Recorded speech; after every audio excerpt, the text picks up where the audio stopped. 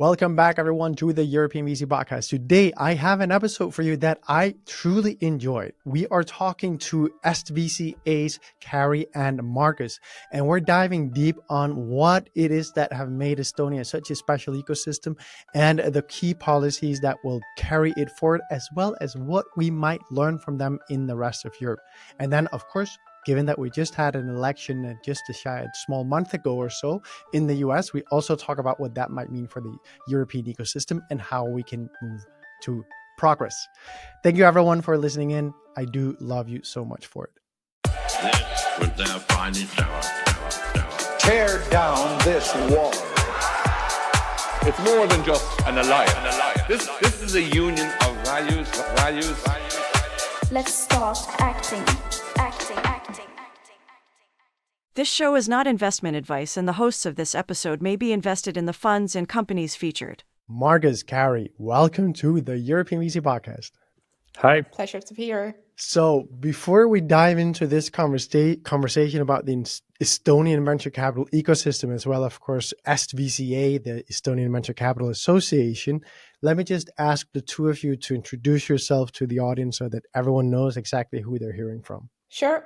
I'm Kaari. I'm the investment manager at Superangel, and we are a 40 million euro fund located here out of Tallinn and Stockholm, predominantly investing very early stage, as the name suggests, and covering the Baltics and the Nordics market.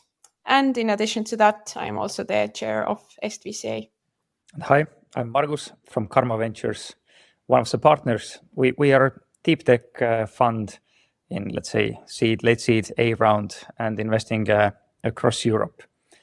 I have been in venture industry for the last 16 years, initially with Skype founding engineers, and I was managing their venture portfolio that was mostly seed portfolio and global. We got a number of exits from different regions, and we figured out that there is certain type of deep tech that gets also strategic interest from quite early on. And this was the inspiration to launch Karma Ventures. And then we follow that strategy now at Karma Ventures, doing deep tech, which is attractive to acquire also in early phase. As Kaari, I have been part of EstVCA, I think, since beginning when it was launched, and in total leading it for 7 years. Beautiful. Maybe for the audience that is less well versed in how the different VCAs work, maybe you could just, and that's maybe you, Margus, based on your long time history with EstVCA, could you maybe talk a little bit about, the structure of these organizations? How do they work across Europe? What are the main bodies? Where do you typically, what should people look at these organizations for? Most often, they are meant to develop the ecosystem in every single country. But I would say, based on experience, the VCAs are very different in their activities and also in terms of their members. Some, for example, like Sweden, is very much private equity heavy. And at the same time, for example, Estonian one is very venture capital fund is kind of dominant number of members are coming from venture capital. And all operate as well on a very different basis. Some are very actively doing trainings, for example, British one, and they offer it outside of UK as well. Some focus mostly lobbying with politicians. Some do a lot of networking events also across the region, across different countries, and some don't do anything at all. So, and I must say, VCAs, they really depend on who seems to be the chair at any point of time and who is the managing director. These two roles usually are always well covered, but where the direction is going depends on these two people a lot. Am I right that you just announced a new managing director? Yeah, we did. Congrats. Thank you. Very excited to have Margus join us. He's been a founder for a long time, and I think he takes this building big vision and execution with him. So exciting times for EstVCA. Yeah, and I think that the fact that it's a founder speaks volumes to, the in entrepreneurial / VC heavy leaning in the EstVCA. Maybe on the European level, because Margus, now you covered a bit what you have in the individual countries. On the European level, is it Invest Europe that people should look to? Yes, quite often that's a key partner who helps to coordinate the policies, ecosystem development on European level, and then having relevant discussions with European Commission. But of course, there are some bigger VCAs are very dominant as well. That makes sense to keep relations active, and obviously, for example, EIF, who is also dominant policymaker through their investments in Europe, is one of the very critical partners for VCAs as well. Can I ask you about why do you think we're seeing now the creation of EU-AC? Then you have EU Inc., which is happening outside of Invest Europe, not really an Invest Europe initiative. And then I think you also have Index that has this powerful initiative around warrants that's kind of run out of Index and not out of BVCA or Invest Europe. Why do you think we have this, I don't know if I should call it bifurcation, but at least not everything run inside these organizations? Quite often, VCAs, for example, think mainly about their own country. And there is less maybe about working on initiatives that would make European ecosystem stronger. And then for some bigger ones, Invest Europe, they represent so many members with so different ideas. And there is a lot coming from European Commission as a regulation that they have to pay attention to. So it is very natural, and I think it's also welcoming that there are initiatives from different parties and who really take European main issues like fragmentation into their heart and want to solve it. Yeah. And that's maybe even some of these, let's say, institutions or funds who have initiated these new approaches, it is best to do from their point of view because they operate most often all over Europe. While for one VCA who is representing, for example, Estonia mostly, it's much harder to pull pan-European initiatives.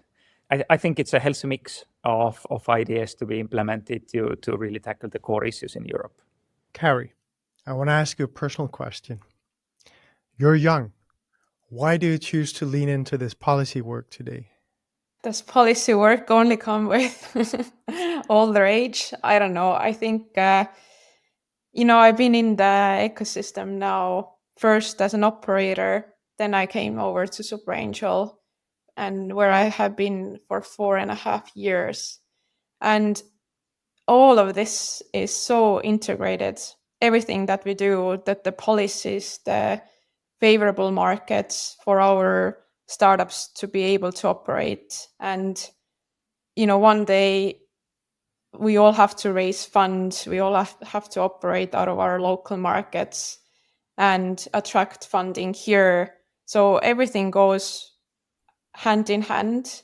And to be able to get this bigger picture already early on and expose myself into these topics to understand how everything is associated, to be able to talk on a political level as well, it very much makes sense when you're having a career here, and to understand how everything affects and influences in the market. Plus, I think all Estonians, and we will dive deeper into that, there's a lot of pride and a lot of willingness to make things better. It comes with our DNA almost, and it's like a self-fulfilling prophecy. Yeah, I absolutely agree. And maybe I made a wrong statement when I said you're young, because it's more that you're now defining where do you want to play. So it's not about you being young and why would you then care about policy? I care a lot about policy, and I'm very much leaning into all of this. I also consider myself somewhat young still. So no comment on that. I do, however, think that, if I were asked that question, I'd say I think we're at a very interesting point of upheaval in how policy is thought about and how you might be able to enact policy changes, given the movements that we can create and the power that the individual VC firms have. Many of us have very strong platforms when it comes to mobilizing both capital, but also listeners, audience, communities.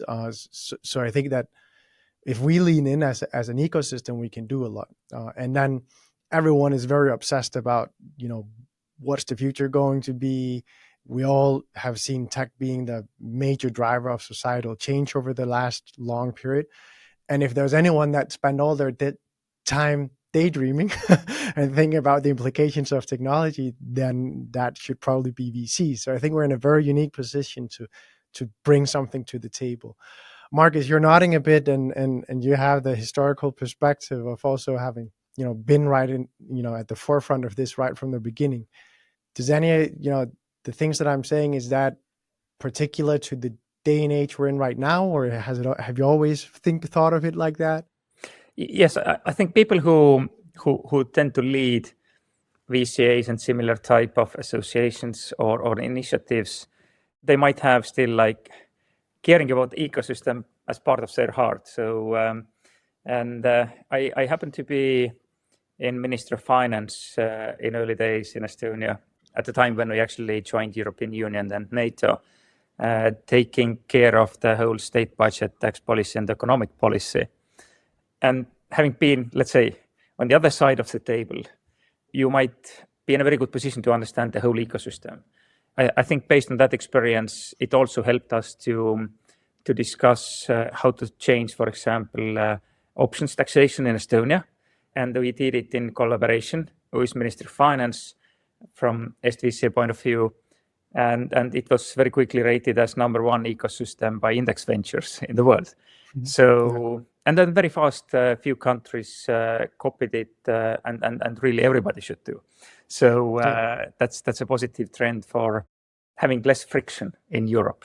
And maybe this is a beautiful segue into talking about the Estonian VC ecosystem and why Estonia has come to be such a unique place for startups, because you obviously have the huge startup successes. Maybe you can just mention those and a bit of the journey there, but then also talk about the frameworks, the policies that allow this to flourish.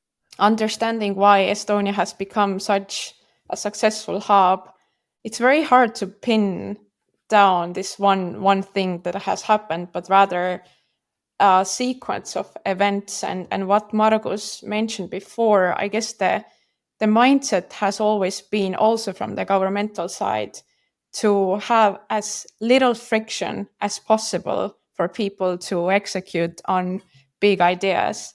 And already back in the time when Estonia became independent, there were a lot of really bold people and really bold missions with a lot of freedom to execute on that. So we had a lot of investment being done into our computer systems and the networks to enable people to be exposed and develop their digital skills.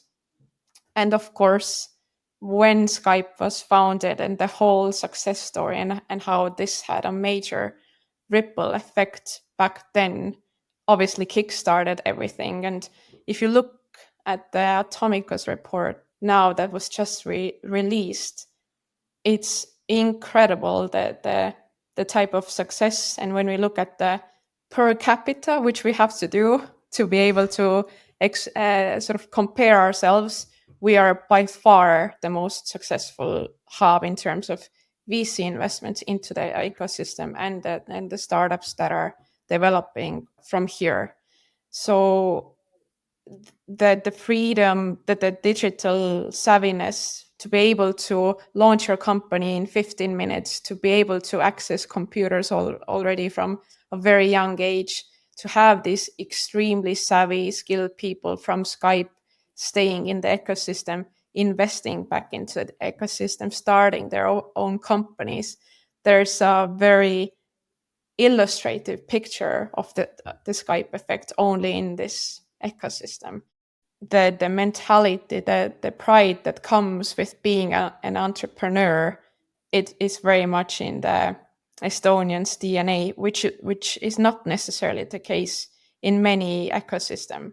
So it's a very proud thing to have your own company, and it's again like a self-fulfilling prophecy. And of course, the legislative environment has been extremely favorable for our companies to grow and expand from Estonia. I very much agree. Actually, we should go back to the early time of independence. And for most countries, it's hard to imagine that suddenly you reset the country.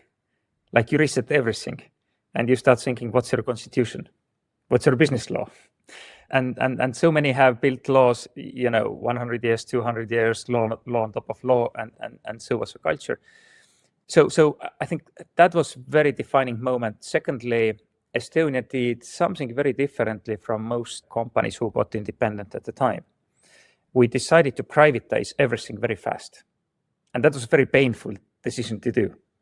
Because with privatization, immediately foreign capital comes in as a positive, but restructuring happens and everything gets more efficient, which means unemployment goes up. And quite many delayed privatization a lot. So what it led to, after getting independent, quite many our parents became entrepreneurs because literally you had nothing, and everybody had to start something from scratch. So this was a restart of the country, and combined with the fact that from Soviet time, for example, mathematics, physics, chemistry was like highly rated, highly appreciated. This led a little bit to the Skype story and the impact to the ecosystem.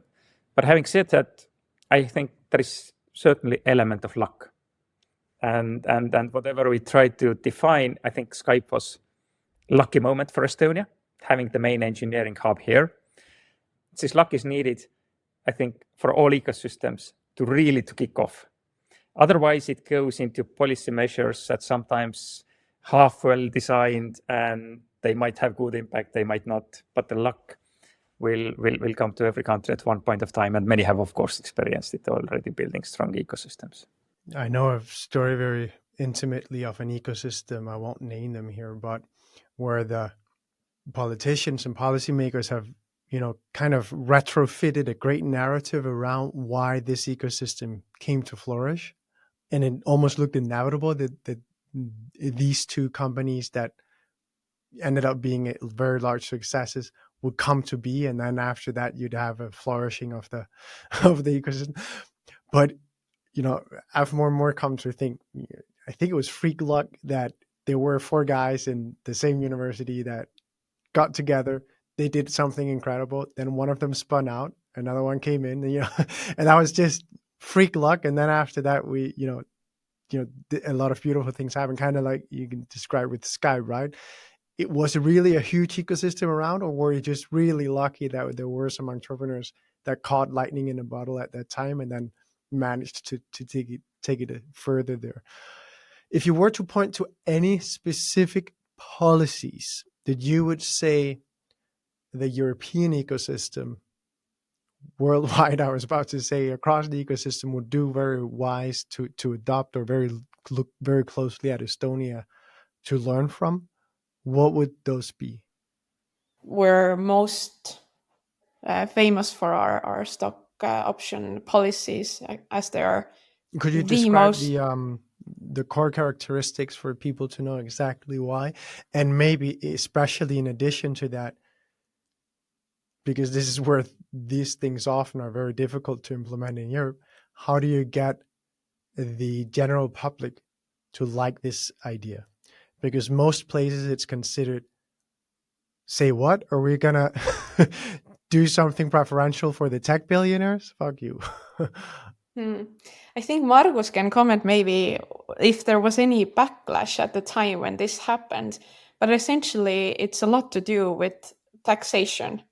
So when these stock options are given to employees, they are not liable for any sort of taxes at the time. And especially when these are being held for 3 years at least. So only after that, only after you exercise your shares, you are then liable or expected to pay taxes. So a lot of that is related to how tax friendly these are. If you decide to exercise earlier than 3 years, even then you have like a special tax policy that applies. The strike price can be nominal value, which is like €1. And really, the taxes to be paid is at the moment of exit and nothing in between, which leads to a very healthy and working structure for options that they actually really incentivize tech talent. And it is maybe not so much about the billionaires, but people who go to study in university engineering, who will join in their, tech companies. It makes sense. It's incentivized. It's well done. And there was definitely, as a whole ecosystem is so tech friendly, then there was no strong public opinion against it. I think there was no public opinion at all at the time. So I think we have gained a lot of it, and it's the right way to reward the engineering and tech talent. Is this something that can ever be implemented on a European scale or can be pushed through on a European level? Or do you think this is something that will always have to happen via each individual country, and thus Invest Europe, as an example, doesn't get too involved in trying to help push this agenda throughout Europe? I think it's incredibly difficult to harmonize anything on taxation side in Europe, because every single country doing their state budgets, they look at the revenue streams. Sometimes these revenue streams are attached to certain expenditure, and also who are the politicians who are more tech friendly, who are less tech friendly maybe. That I think that tax harmonization would be excellent for Europe, but maybe one of the most impossible things to do, because it so much relates to the core of every country policy and state budgets. And there's no channel through which you would try and encourage on a pan-European level this type of alignment? If there was, let's say, one type of startup legal structure across Europe, and it would be possible to operate on the same basis, that might introduce more and more ways how to harmonize step by step. Because I think Europe has to understand that what's our competition with US and what's our competition with China. And some of these changes, US and China actually being, large countries, can do faster. And we can do on a small country level, one do, another one don't. It leads to nowhere. And for the whole tech ecosystem, where so many politicians are worried about the tech going to US and not staying in Europe, I think it is something to really think about what can and what should be harmonized, because otherwise Europe might be in a losing game from that perspective. Yeah, absolutely. These decisions are often made. So yes, some companies make them very early on their journey, but they're often made a bit later as well when they grow a bit and start having more US investors on the cap tables. What are there, because this is the constant conundrum that we all talk about. How do we make the growth companies stay here? How do we make them take capital from Europe instead of the US? All these questions. How do we make them go on the European stock market instead of the US? And then anyone who has a stake in a company would say, guys, get over there. Do you have any views on how we can move past this?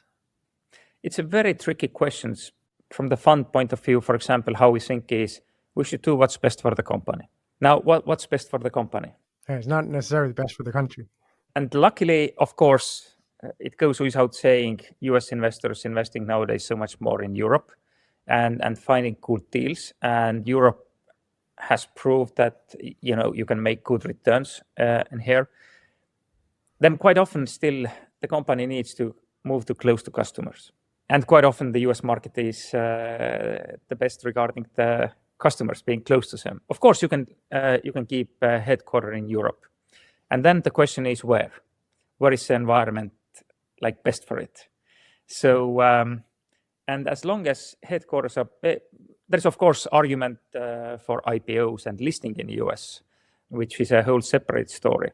But it is possible fully to keep headquarters in Europe and be close to customers in US. However, is it easy to operate here where country by country the bureaucracy maybe is not the best versus in some preferred places in US? It's something that Europe has to answer. And if Europe doesn't answer, then it's a complicated wish to assume that companies will stay in Europe. It's easy to start. Like you can pick Estonia or any other country where it's easier to set up companies. It is easier to start here, to raise seed money, to be operated wherever in Europe. Business practices. We invested into one company in DACH region to make the deal. It was 6 hours in notary, versus you enjoyed that, didn't you? digital signature some other countries. So I think Europe doesn't pay still enough attention what it takes to keep the companies here. And the thought is, let's establish large growth funds to keep the companies in Europe. But I don't think it's a dominant driver. It's the only dominant driver to stay in Europe, and that's not the dominant way to stay in Europe. Quite often, actually.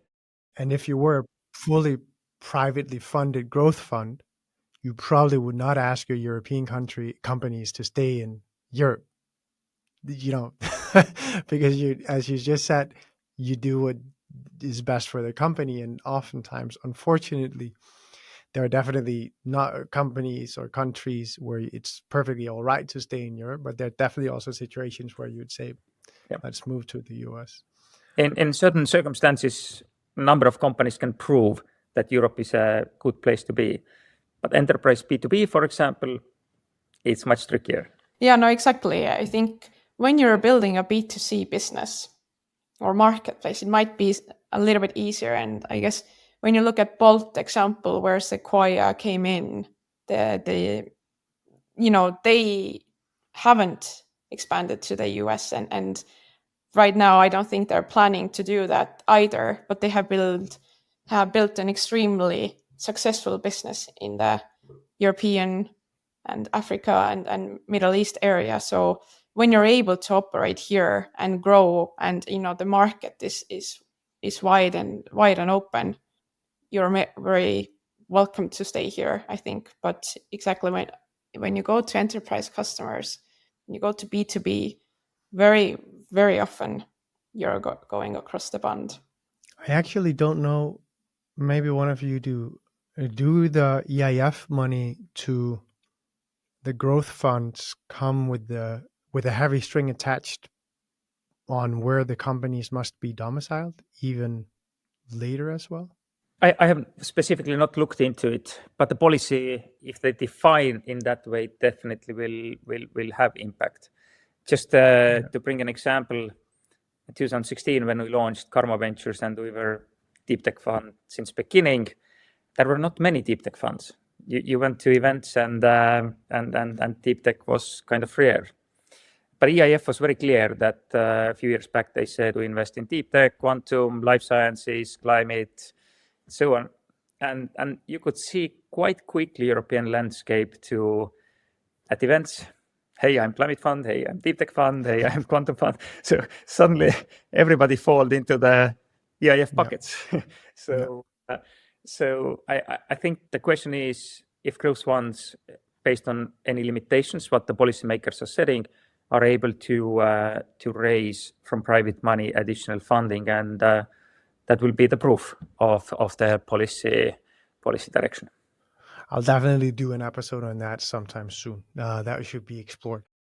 Okay, I want to ask you something which is very pertinent to the very small ecosystem of European VCs, which is I saw a year or maybe two ago a lot of people talking about Estonia as the place to domicile your fund, but I kind of haven't heard as much about it the last year or two. Is that, can you talk a bit about that, trend and where it is today and what was driving it? So firstly, I think was back in 2017 that first the Investment Fund Act came to Estonia. So that was the first time, I think, when we were able to launch our funds here rather than do it in Luxembourg. And many funds, including Superangel-like funds, are now domiciled here. I'm not sure, maybe Margus can comment on whether that was also, whether there was a bigger push to get foreign funds to launch here, but it's certainly for the Estonian ecosystem and for the VC and PE ecosystem, that was a very important policy or change that also EstVCA was able to create so that we have locally domiciled funds. I think for most countries it's kind of natural to have good ecosystem for funds, and I think we did also effort in that direction, because overall the public sector digital infrastructure supports it very well to run funds from Estonia. For a long time there was a problem that funds over here were not tax transparent, which is like mandatory for international investors, and then we made that change as well. However, in practice, it seemed to be the case where all type of different fund managers tried to come in, and we have here a big neighbor as well, who back in time looked where to domicile their funds, and we wanted all the marketplace and the ecosystem to be clear, clean, and then we discussed what would be the right ways to manage it and what would be the right restrictions.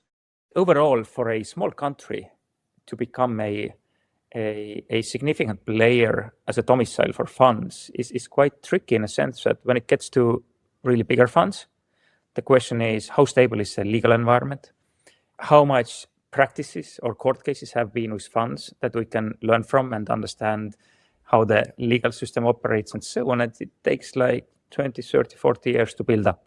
In that sense, for example, our fund is domiciled in Luxembourg. We have investors outside from Estonia, and we wanted that the place to be such that investors would be used to it and wouldn't have any questions what the legal environment will look like. I heard primarily also from emerging managers that were looking for a place where it was easy and it was cheap. And that matters quite a bit. That rules out Luxembourg. And then you typically then transition to a Luxembourg structure when you get larger and you have the institutional investors that are really just wanting to see everything as it always is. So Trust funny to get outside expensive.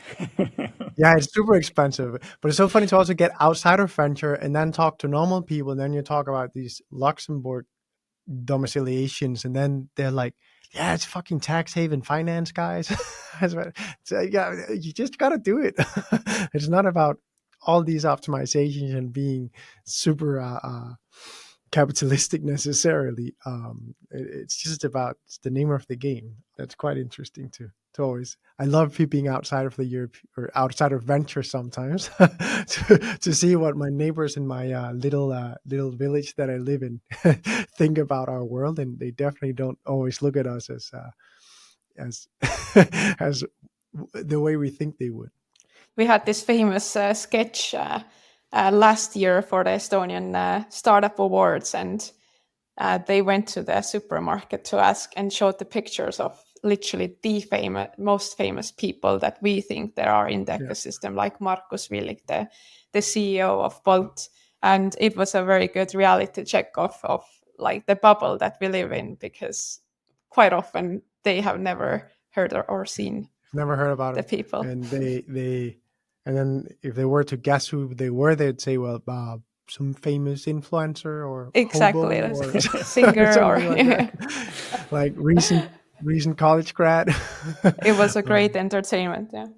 It actually strikes a very strong nerve with me, that point exactly, because I think it's one of our key challenges in the European ecosystem is how do we build champions in our ecosystem that go outside of just venture? Because if we want the support of the public, which we do need if we want to be able to have, as an example, good stock option laws, then we need to have someone who wants to champion that inside of Parliament.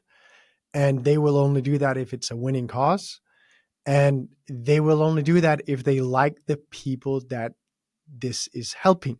And it's so interesting because now you have in the US on stage, basically together with the president, you have the president, and then you have the biggest tech billionaire right under him as probably the second in command. And you have the VP, who is a former VC, and the super PAC is built by, or some of the most powerful super PACs have been built by tech billionaires. And then thinking about where are we in Europe when it comes to tech's influence on popular culture? And damn, are we far away from that? I think you're spot on, and sort of one focus point or strategy point for these VCA type of organizations is very much the increase in the general awareness of the industry, as well as keeping a productive dialogue with these policymakers, with governmental officials, with people that have the power to change, and doing it regularly and leveling with these people. I think Estonia, in that sense, has been a great example of collaboration between the private and public sector. There has been willingness to listen. There has been this patience and stamina to keep discussing important matters. I feel that as a result of this, I mean, you always see our governmental officials at these startup events. Many have turned investors themselves. Obviously, we're a very lucky ecosystem in that sense, but still on a European level as well. And what we see with the European Inc. right now, and with the push that Index does, etc., I think this message might be starting to get to the right places. Wouldn't it be beautiful if our politicians became investors and startup founders instead of lobbyists? That would be that would be beautiful. Margus, you look like someone who was thinking a bit just before. Looking outside the public sector, quite often there are a bit naive views on what can be done and how it can be reformed and so on. And very curious to follow the US experiment at the moment, the entrepreneurial approach, what actually can be done and what will be the results.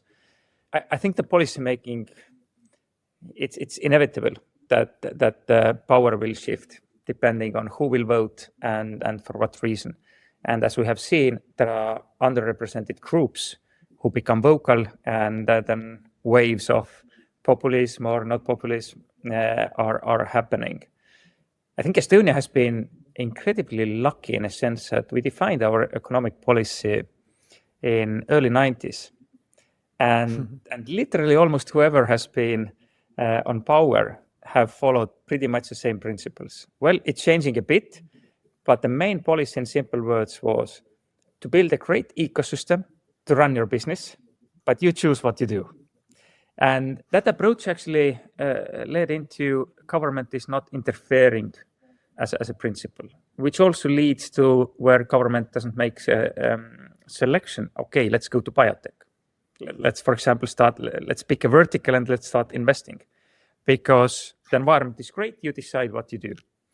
And in that sense, I think it is a strong positive.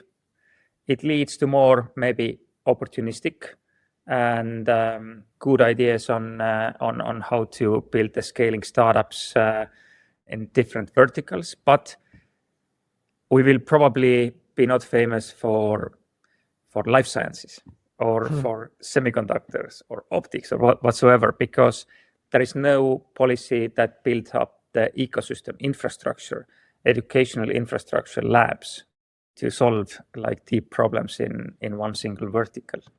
So this has been the policy throughout the years, and that has allowed to keep taxes relatively low as well. Yeah, I'm so excited. you said it's interesting to watch the experiment. That's exactly what I described. I'm super happy that we're not conducting it in Denmark.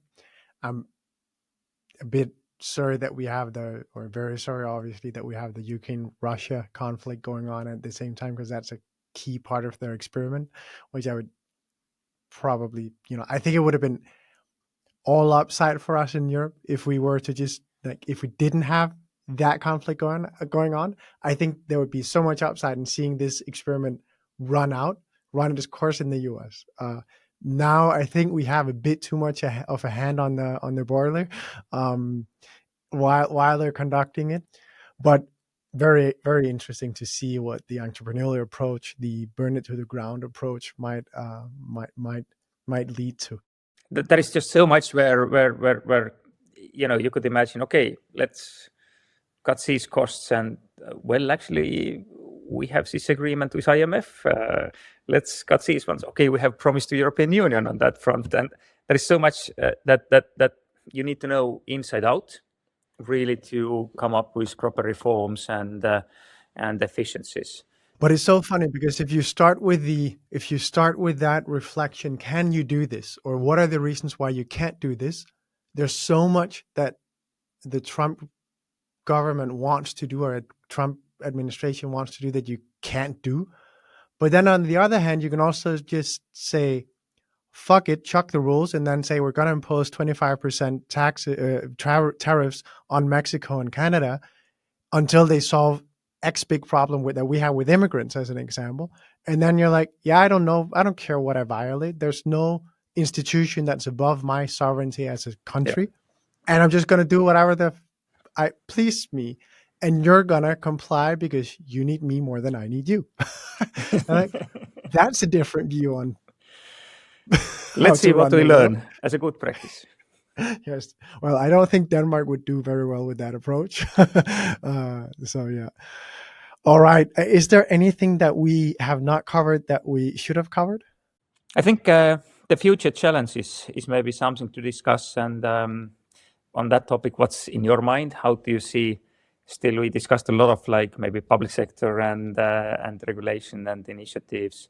One thing that we have benefited a lot is cooperation between small countries, and our funding ecosystem was pretty much set up by with the help of European Investment Fund, who created Fund of Fund based on 3 Baltic governments who agreed to give up the thinking everything needs to come back to my country or else.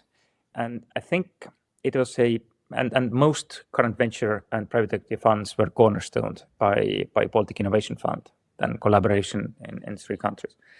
And I think it's a significant opportunity for smaller countries to collaborate and build their ecosystem together. And the price of it is to give up the need that I need 2 times money back to my country if I give this 10 or 50 million euros to the Fund of Fund. And we really try to work a lot on building of more these type of collaborations, because in good times, everything goes well.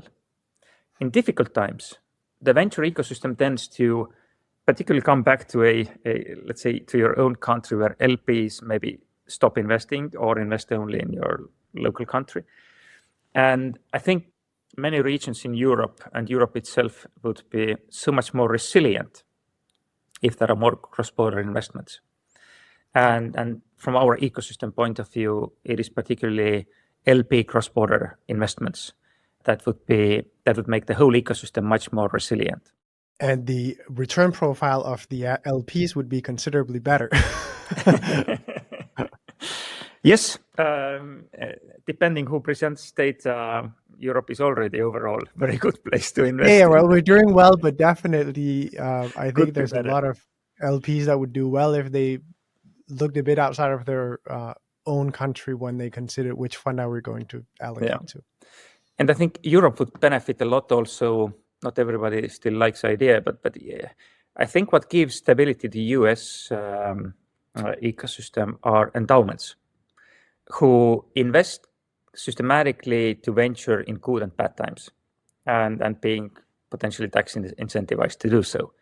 In Europe, this endowment level, there is very little or almost non-existent who would follow the ecosystem in good and bad times. So the European ecosystem is in that sense much more volatile. And this can become more stable if we introduced still more fund of funds, because fund of funds are their full-time job is investing only in venture funds or private equity funds and to be aligned in good and bad times. And in that sense, I think that is something that we should look more into what would make the whole ecosystem more stable in future. And fund of funds across different regions can be one of the instruments that make the ecosystem more resilient, also in more difficult times where it's a riskiest moment to collapse in a way. Yeah, and the UK are doing important work in terms of getting their pension funds allocated. I think it will be very, very interesting, potentially good example on what the direction should be. Of course, always we should take a look that there will be no overheating the market, which we have seen lately as well, and by no means it's healthy. But how to find the balance and start these type of initiatives is a very good to follow and learn and execute in other countries as well. Kaari, any parting remarks? Yeah, I've been listening, and it's been very, these are incredibly important topics, and when I've been trying to think, and your questions have prompted as well exactly the learnings that can be taken from our ecosystem and what we could be doing European-wide.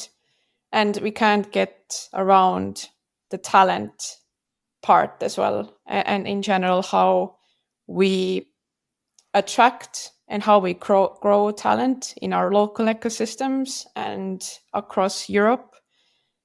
We are a very small nation, and the only way for us to grow is through attracting foreign talent and making it attractive for them to stay here. So I think this is for local governments absolutely, from the perspective of tech and economic growth, one of the key issues. There have been opportunities as well, and there have been very good examples of what can be done on a local level as well. There in Estonia we have startup visas, and one of the reasons why we can keep HQs here in our local markets, like Bolt staying here in Estonia, is the ability to hire and keep the talent here. And of course, policies are one thing. The other thing is the general integration of this talent to our ecosystem and making it attractive for them to stay here. When you look at our tech talent, it has increased tenfold within the last 10 years. So the push towards STEM and towards technology education is massive. There have been also very good private-public collaborations here in Estonia where we are creating these vehicles to support the growth of tech talent, such as the coding school in the eastern part of Estonia. So in general, the level of education that we're able to provide, the talent we are able to grow in, especially STEM, bringing more women or diverse cohorts also into technology, it's absolutely the fundamental for the growth if you think about where technology is going right now. I'm very much looking forward to the initiatives to boost this and hope that our policies remain to be favorable for us to bring these very high worth individuals into our ecosystems. I think we are in an absolutely incredible place right now in our ecosystem. Tech has never been more important. The venture ecosystem has never been more powerful. So I really think that now is the time for us to all move. And I'm so happy that both of you joined for this conversation today. Thank you. Thank you so much. Andreas. This was their finest hour. Tear down this wall. It's more than just an alliance. This is a union of values. Let's start acting.